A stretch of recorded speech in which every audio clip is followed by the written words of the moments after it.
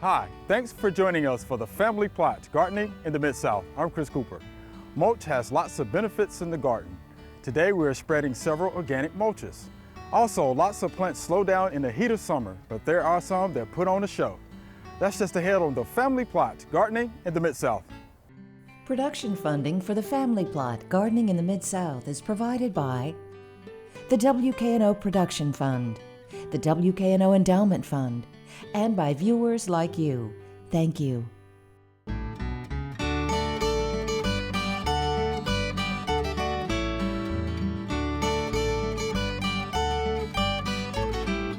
Welcome to the Family Plot.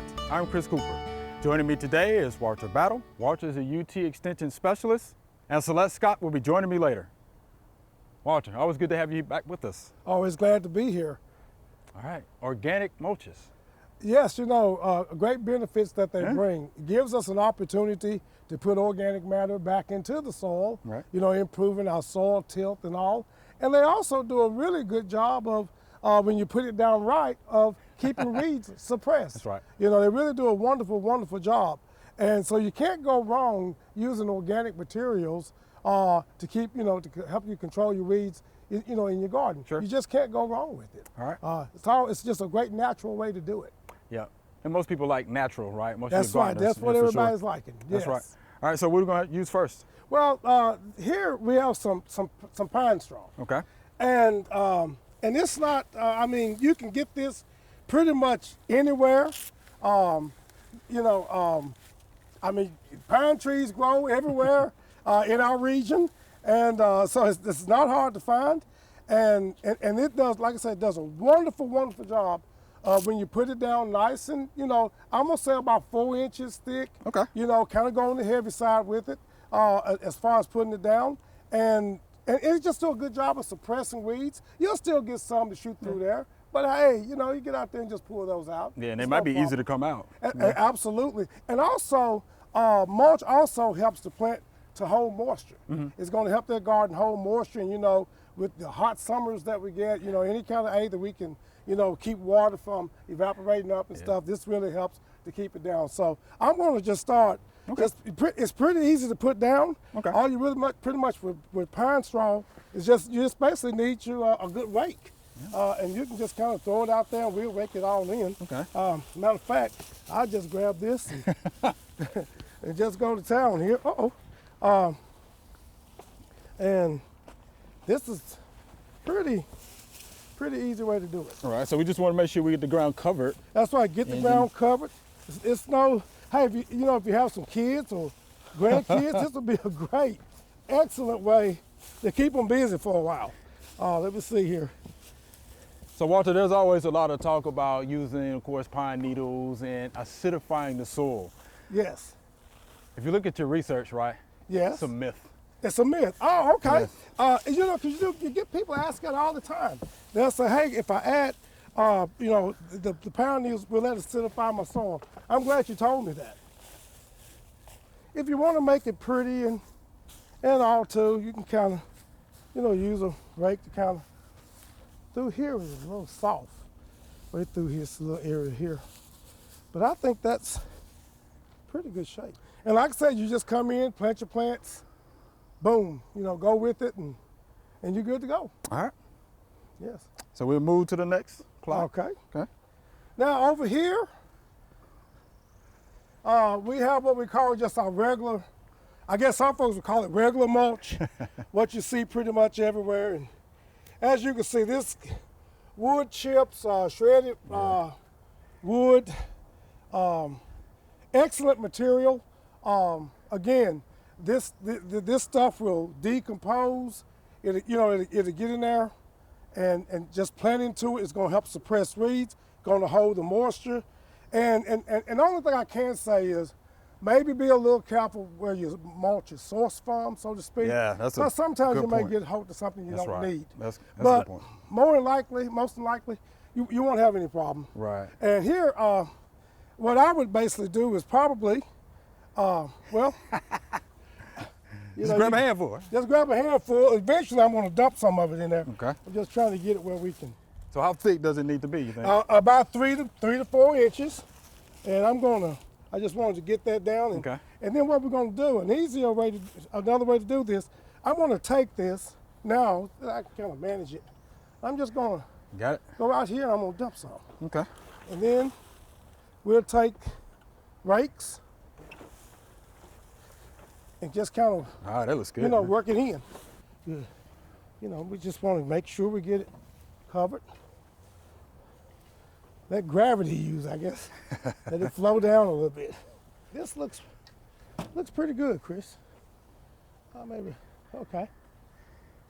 That looks good and fresh, That looks, doesn't it? yeah, it looks good and fresh. Yeah, it does. And again, this here will obviously, you know, keep weed suppressed.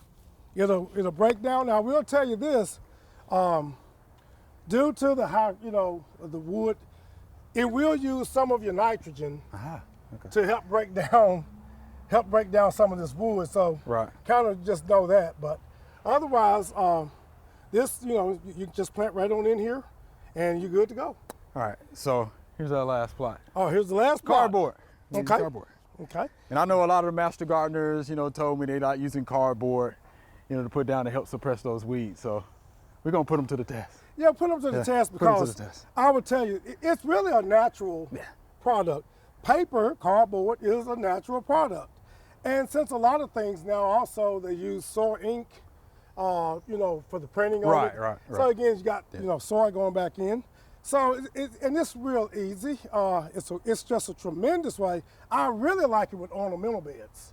Okay. I really love it with ornamental beds, to put it down up under there. And I'm gonna tell you, it's over the summer, it'll get wet and stuff, but break down. Yeah. But I usually put it down and then put mulch on top of it.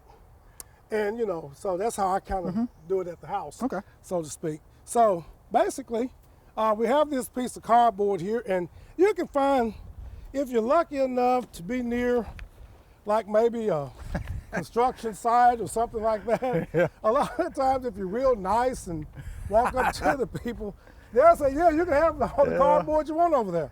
You know, Construction site, big box stores, yeah, you know, big anything that box throws, stores. yeah. A lot of times they just want to get rid of it. They just want to get rid of it. So we're just going to take it here and let me see. Got it. Yeah, let's see how this one's unfolded. I think it's two. Yeah. We may have to.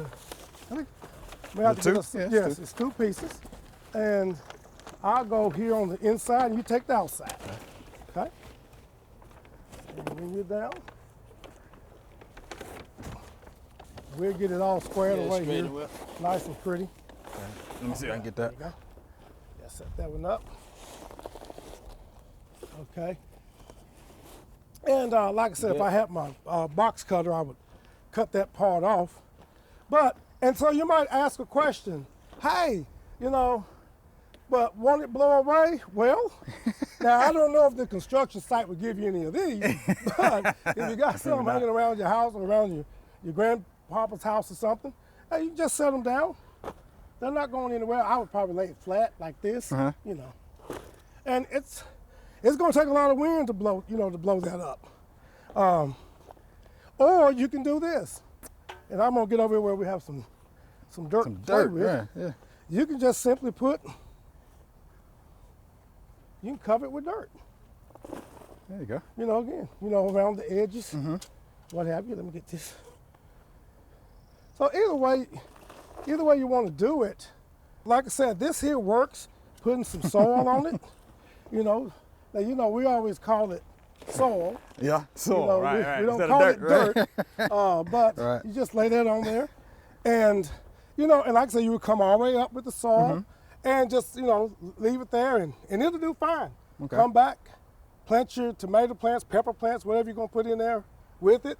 And, you know, again, once it gets rained on 2 or 3 times over the course of the summer, it'll loosen up. Oh, it's and, gonna you know, loosen up, More that's for sure. water can get down there naturally to it. So, you know, that's just something to consider, but it's really a great way to do it. Okay. And a great way to use up something that wouldn't be going into the landfill, That's right. you know. And also you're doing the construction people a favor too by taking that off their hands. That is good. So you did mention in your ornamental bed, though, you use this Yes. cardboard, but you actually put I put mulch on it in my All of it. ornamental beds Right. because I want to make sure they look pretty, Right. you know, when Yeah. people walk up to the house. Right.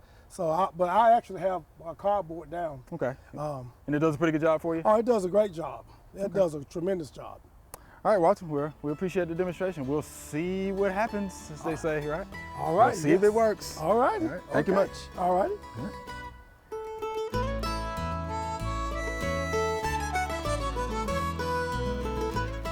Why do we need to mulch?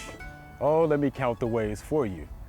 There's a couple of different reasons why you need to mulch, right? Here's the number one reason. It helps to suppress weeds. Weeds need sunlight to grow, to germinate. So by mulching, you actually restrict the sunlight. It can't get down to the soil surface. Therefore, you don't have to worry so much about weeds. Second reason, conserve moisture. You want to retain the moisture in the soil. Retaining moisture means you don't have to water as frequently. Third reason why, how about this? We want to protect the roots from extreme weather conditions. Fourth reason why you want to mulch, look, if it's organic mulches, it can be tilled into the soil, used by those soil microbes. It'll make your garden soil that much better, that much richer as you prepare your ornamental beds or your vegetable garden. Here's what I don't want you to do. Don't volcano mulch though. All right, we don't want you to pile the mulch up against your trees, against your large shrubs, or against your annual or perennial plants. So if you do all of those practices, mulch will really help you out.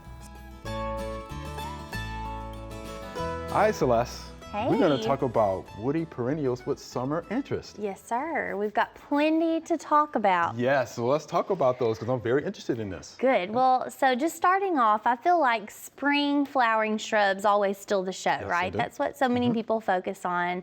That's the beginning of our growing seasons, right? Things are starting to pop, colors are coming out.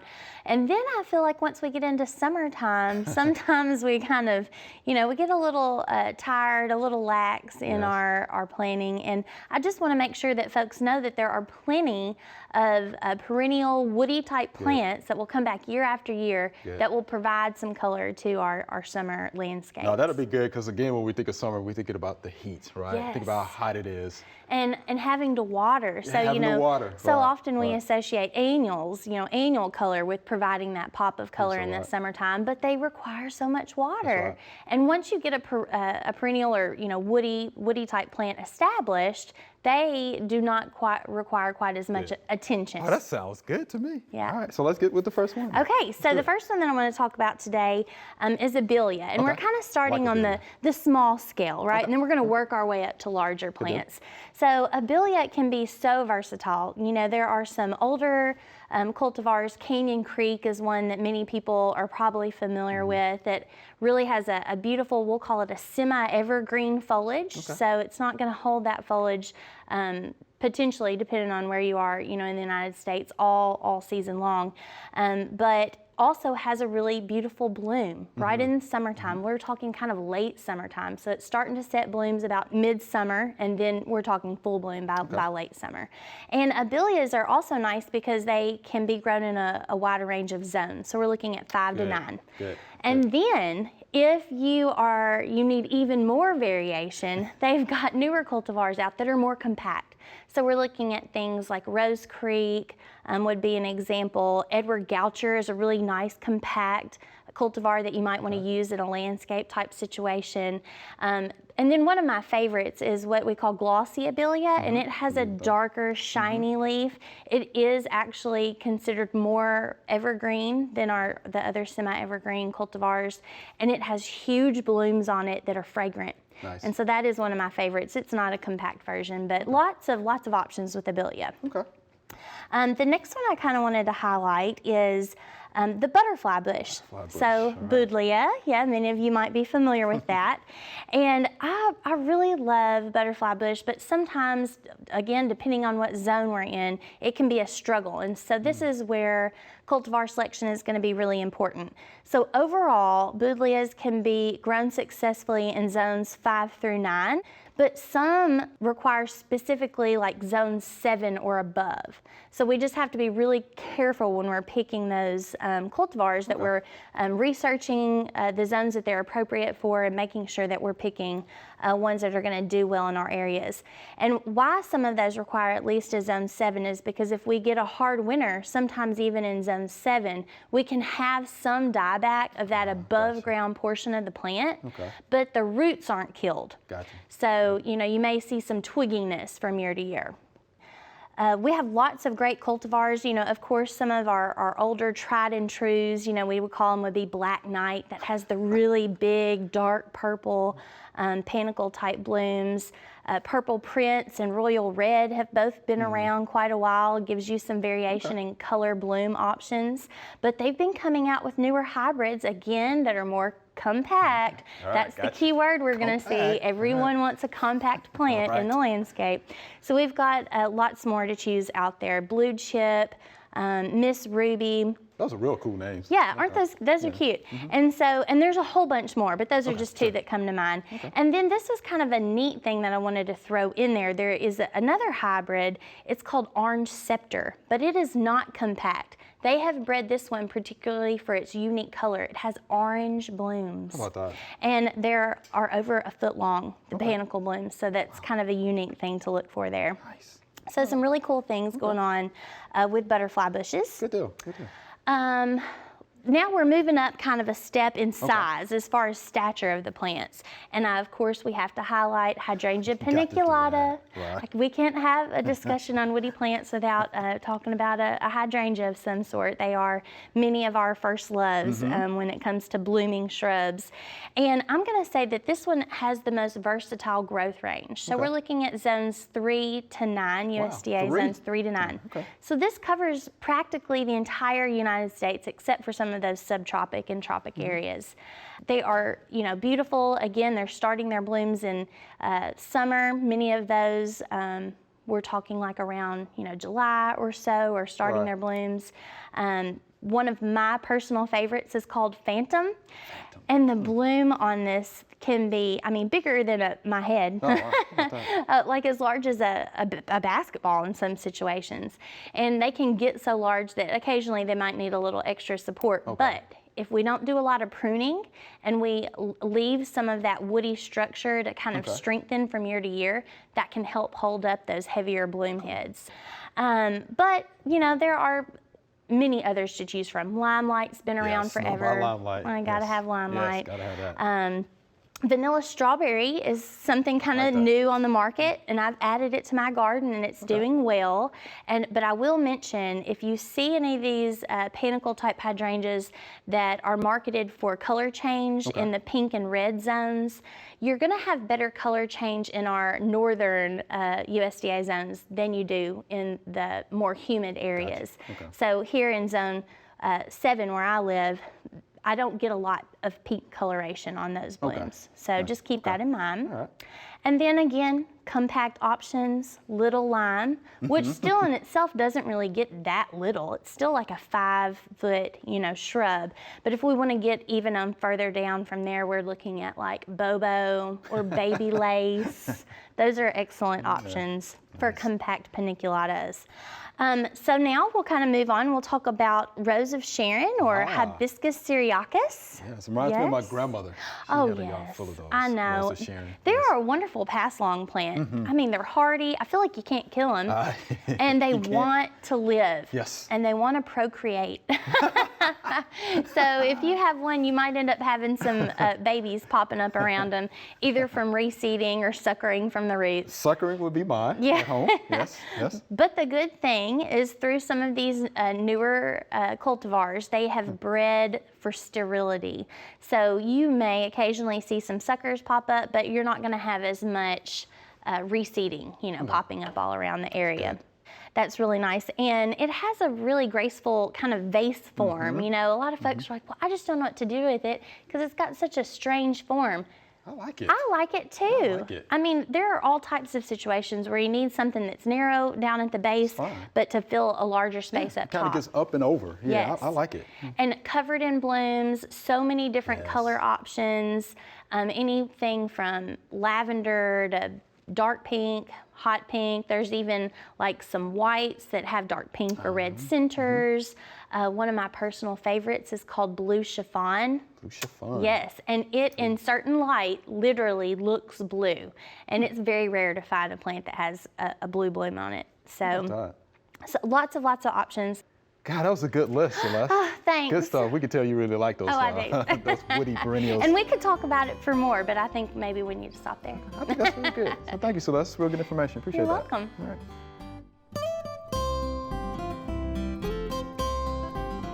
We have some sucker growth here on our swamp magnolia that we need to cut off because we don't want more branches coming out from the ground. It'll crowd the, we don't want a shrub, we want trees. So we're going to have to cut these off. Other plants that do this all throughout the summer are crepe myrtles and river birch. So if you have those, watch for sucker growth and cut those off also. We're just going to simply cut them at the base.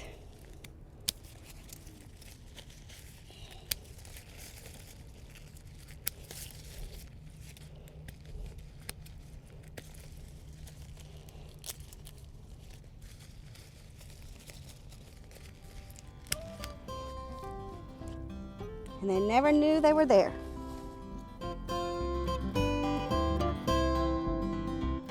All right, Walter, here's our Q&A segment. You ready? Yes. All right, these are some great questions. All right, here's our first via email. Are there any shade-tolerant vegetables? And this is Steve from Georgia. All right, Mr. Steve, we got Walter here. He knows all about those vegetables. Yes, So, and I love the word that he used, shade tolerant. shade tolerant. Right. Yes, because let me say this first. Most vegetables want to be out in full sun. Okay, good. But if you want a few that I know of offhand that I kind of raise in some partially shaded areas, Okay. I've had success with obviously with kale, mustard greens, also squash and cucumbers. Okay. Now, something that can definitely grow in a darker area is one of my favorite vegetables, which is pole beans. Okay. Pole beans can take the shade. Okay. They can really take it. And also lettuce will also grow in a darker area. Right. So yeah, you do have some options out there. But the key word is shade tolerant. Shade tolerant. But they all prefer to be out in full sun, but they can handle a little shade. You know, some of them can. That's good. Yeah. So this is what I learned from some of the old time gardeners, right? So if you're growing it right, and you're growing it for the leaves, the stem, or the roots, it has some shade tolerance. There you go. There Right. you go. Yeah. So anything else you're growing for the fruit, it needs full sun. Yes. Yes. Yeah. You know, those old timers knew a lot. Oh, I listen to them. yeah. I learned a lot from them. I listen to them, Mr. Steve. So thank you for that question. Yeah, we like the way you phrased that. Shade tolerant. Yes. Good deal. All right, here's our next viewer email. Will last year's seed packets still grow? And this is Helen from Memphis, Tennessee. So will those seeds still grow from last year? Oh, yes. Okay. Yes, without a doubt. I've kept seeds for 2 or 3 years. Okay. Now, like I say, you do, have a little issue sometimes with germination rates. Right. But if you store them properly, they're viable. So how would you store them? I've always kept mine in the refrigerator. Okay. I just put them in an envelope and I put it in a plastic bag Right. and just kind of store it that way in the in my refrigerator. Okay. Basically. So cool spot, dry, Cool spot, yeah, dark. dry. Okay. And that should be good. And then you can always do the germination test, right? Yes, you always do the germination Get you about test. 10 seeds, damp paper cloth. You can put them in a Ziploc bag. Yeah. Set them in the windowsill and see what happens. See what happens. Yeah, You you get come some back out of the and 10, 70%. Yes, yes. Germination rate. So Yes, but yeah, you should be fine. If you took care of those seeds, fine. that should be fine. Okay. Thank you, Helen. That's a good question. We appreciate that. Here's our next viewer email. This one's interesting. What is this plant? It came up in mid-March where I had okra growing last year. I think it is still too cold for okra to sprout. And this is Jan from Maryland. And Jan, we appreciate the pictures. Good picture. Walter and I kind of went back and forth on this one a little bit. And to me, it looked like what we call cut leaf coneflower, right? Because they have those deep lobed leaves. The plants were pretty tall, you know, if you saw, right? So the cut leaf coneflowers can get 3 to 10 feet tall. Okay. They produce a yellow flower pretty much late, you know, late summer into the fall, right? Plant pollinator, right? Butterflies love it for its nectar, right? Full sun, part shade, grows in moist conditions, but can tolerate extreme heat. Okay. Right. Okay. So I mean, that's what I thought that was. Yes. Right. Because of, you know, the leaf structure, the deep lobe leaves, and then, you know, it's pretty tall. Yeah. Right. And me being a crop guy, you know, it's funny. You look at things in terms of ornamental beauty. I look at things as, but there is a reed that looks similar. Right. To Right. this. It sure is. And I do want to tell you what that is. That is mugwort. Right. Right. Definitely similar. Mugwort. Yeah. It looks very similar to it, and that's what I thought it was. But you showed me where it was the other plants. So yeah, that was great. Yeah, it definitely looks similar. Yeah, that's what happens when you hang around some of some of the horticulture specialists and flowers. Cut flowers. You kind of pick up you know, that knowledge. But again, cut leaf cone flower. Cut you know, leaf is what cone. that is, and it grows a lot in Maryland, in the Maryland area. So admire it. It attracts the butterflies. You know, they like the nectar. Beautiful flower, yellow flower. I think that's you're always Miss Jane. good. I think that's a good pollinators. thing. Right, That's yep, always attract pollinators for your vegetable garden. Yes. Right, Yes. so your okra and such. So yeah, I think that'll be good. All right, so thank you for the picture, Miss Jane. Walter, that was fun. Thank you much. Remember, we love to hear from you. Send us an email or letter. The email address is questions@familyplotgarden.com. And the mailing address is Family Plot, 7151 Cherry Farms Road, Cordova, Tennessee, 38016. Or you can go online to familyplotgarden.com. That's all we have time for today. Thanks for watching. If you want more information about mulches or summer flowering shrubs, head on over to familyplotgarden.com. Be sure to join us next week for the Family Plot, Gardening in the Mid-South. Be safe.